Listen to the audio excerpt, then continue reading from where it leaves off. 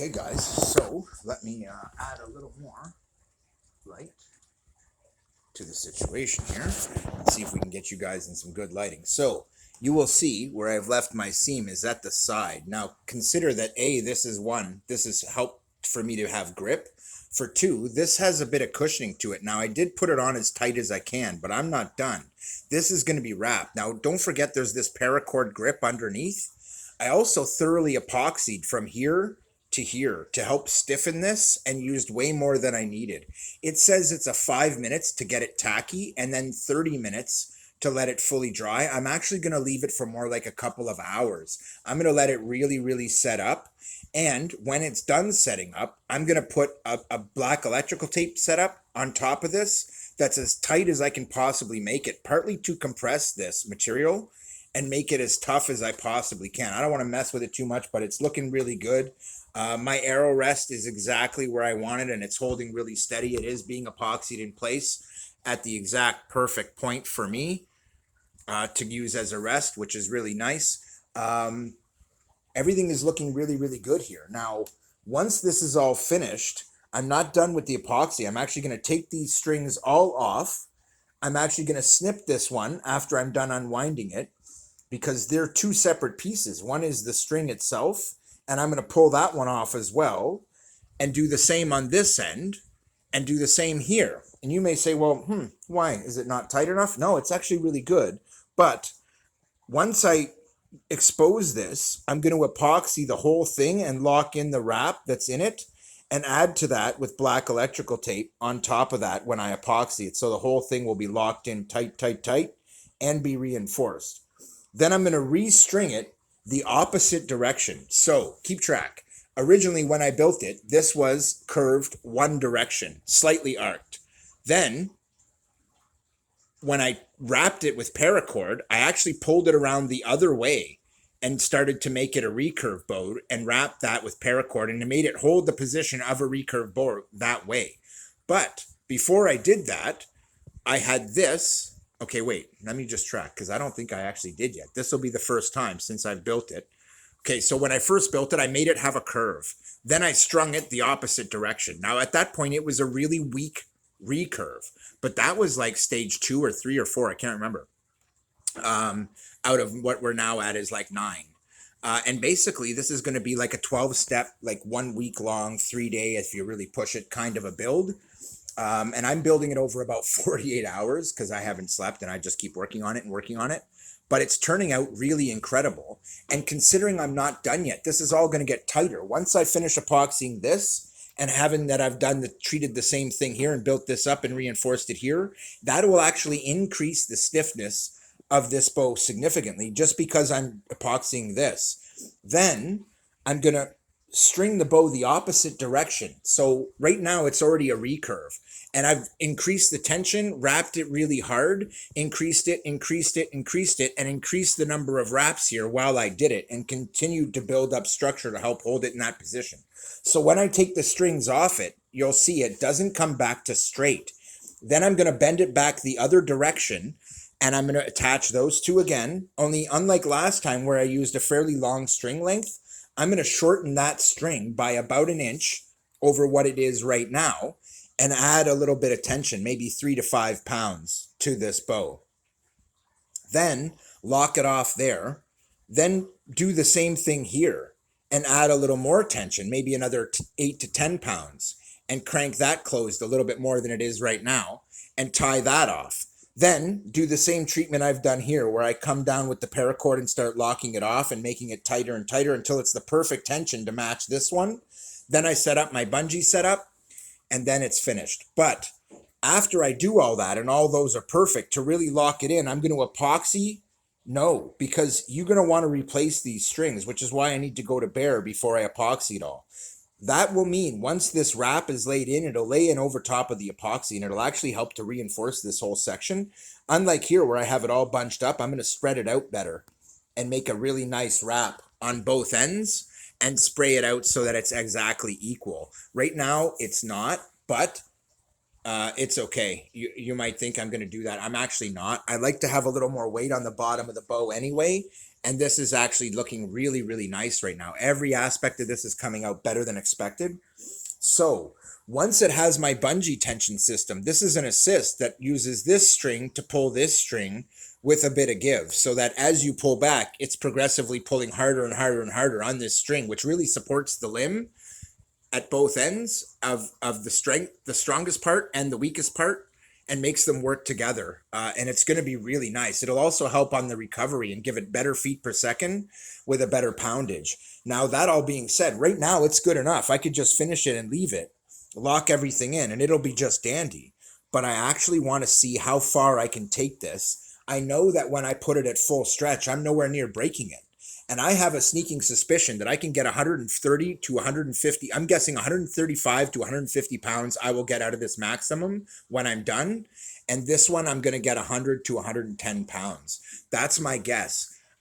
Maybe 95 to 100, but I at least want to try and get to the 100 with my longer setup. And then on this one, I want to try and get to 150. My goal is to break 300 feet per second with a 400 grain arrow, guys. So I'm going to keep going here. This needs to be left alone and let sit.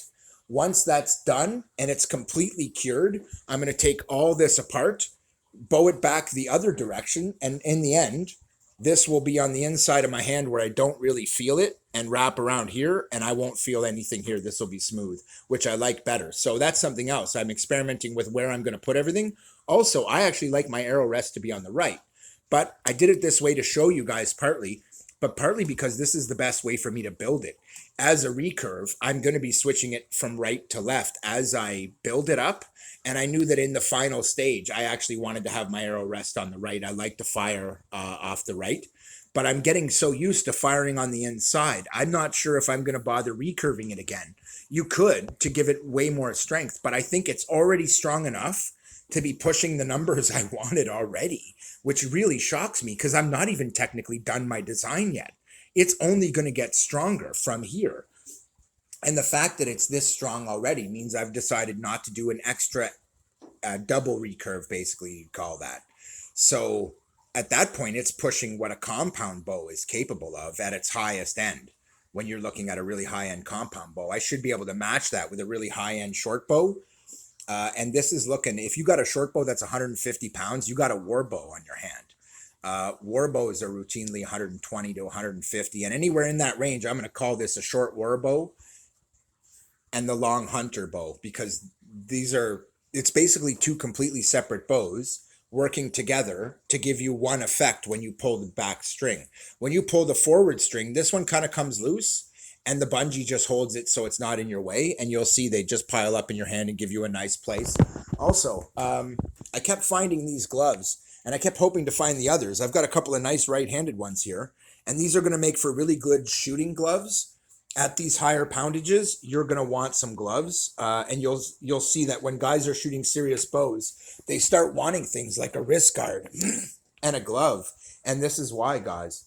So, knowing that I already want those things, and I'm not done yet, I know that I'm absolutely going to need them when I'm finished. Also, there's one more thing I wanted to cover that I haven't done yet that is going to be done. You'll see that in an upcoming video, waxing the strings. I'm going to show you guys how to do all that, why we do all that as we go through this build. But know that when I'm done, it will entirely be red and black with an orange string. And that's going to be pretty sweet. It's going to be a really nice look. It'll be really tight. And I can't wait to show you guys the finished results. And then I'm going to try my best to see if I can get someone to test it with me. And I'll just show you guys. I mean, this is a pretty tall bow, and I have measured it already properly and measured its draw lengths and all that. And the highest I've been able to get here is 23 inches. Pulling 24 inches here is pulling over 125 pounds. I will guarantee it right now. And pulling here 33 inches is it's pretty much its maximum draw, and that's my maximum draw. I did design it for myself, and what's been exciting is it came out perfect the way I was hoping it would in terms of its draw length, in terms of a lot of things. And all I really want to do is drop this brace height because it's right at 8 inches right now. My span is actually exactly 8 inches. And I was looking for maybe a 7.5 inch brace height. And that'll give, but that's not done. Once this is brought back into tension, and these are all tensioned again, It will be that. That's the great part about it. It's already destined to be stronger than I had originally anticipated.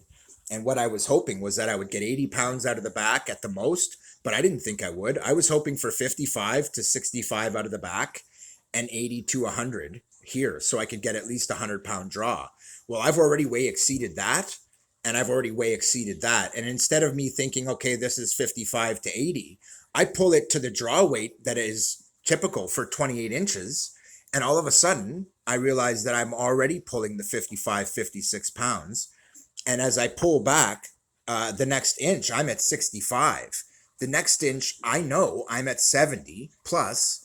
And by the time I get to my 33-inch draw length, 5 inches after I got to 28, I'm really pulling, I'm guarantee 88 or 95 pounds, somewhere in that range.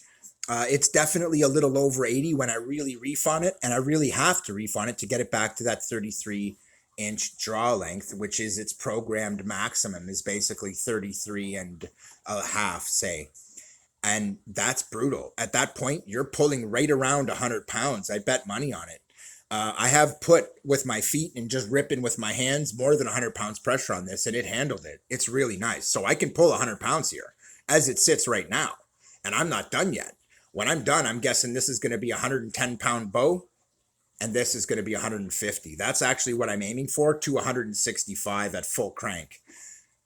That would be brutal warbow territory and really nice light hunting longbow territory, which is really great in a really short package that is only 43 inches long, guys. That is a really nice bow. To have a 43-inch bow that has a 33-inch draw length at those specs is really sweet.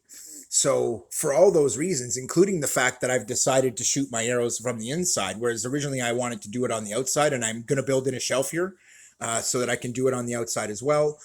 It's just so many little steps to get absolutely everything I want in one bow. I didn't think this was going to happen. I was going to do 2 separate bows. And I thought, man, I'll do the experiment. I'll just see if I can build both the poundages in that I want in one bow. I theoretically should be able to if I get it just right. And I got to say, I got it right, man. I love doing this for you guys, and I love building projects. It's why I do it. I don't do it to get views. I do it so that I can build cool projects that I can keep and use. And this is going to be my favorite one yet, I think, because so many of the projects I do build end up being for other people or what other people needed or wanted or whatever. But this one's all me, baby. This is just, I've wanted a bow again since I was a kid. I knew I had the stuff to build myself a good one, and I'm building the best bow I have ever owned. Already, it is that. It's higher poundage, it's lighter, it's faster to use, it's comfortable. And once I put the bungee system in, it really damps the string noise and vibration really nicely and adds pull. So on top of the fact that this is going to be increasing its poundage as I tension these, on top of that, when I add the bungee, this is assisted by this heavier string. So this is increasing the poundage further. And that's the only reason I'm not sure how far I want to go with it or how strong I want the bungee to be. I don't want too much of an assist. I mostly just wanted to hold this out of the way. That was my first thought.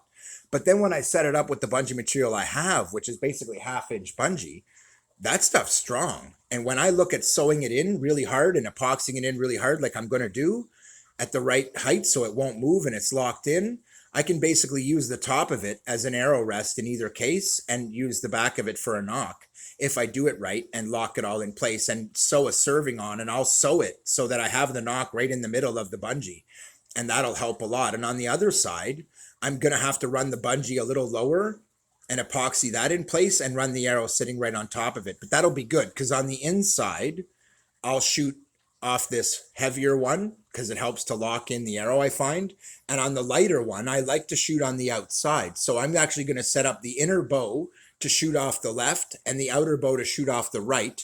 And I think it's going to be just perfect for this, guys. It's looking like the dynamics of it here are looking just right. But I still notice I've got a couple of things to adjust in terms of where everything sits, but they really sit so nice. The right string, the actual red string, the orange one, sits just to the right of the other string, which sets up exactly what I wanted. This will allow me to put the arrow. You can see the line up there is so perfect with that slot on the right for my arrow to get really bang on accuracy. And this one is lined up dead center, which is actually nice for this one. So I get good accuracy and don't have that string sitting over to the right as well. This has been programmed in. And it's like all these little design parameters I had in my head, plus a whole bunch I hadn't thought of when I started the build, have now been accounted for and are built into this bow, making it a really killer little bow. Anyway, that's enough babble. I wanted you guys to get a real good impression on how to build this at absolutely every single step and make sure I explain absolutely every detail, because so much of it is involved with stuff like this, letting things set properly, letting these stretch properly over days while you work it and work it and work it and maybe pull it 50 times a day. Plus, that'll get you ready for when you're pulling arrows and having arrow weight flying off it.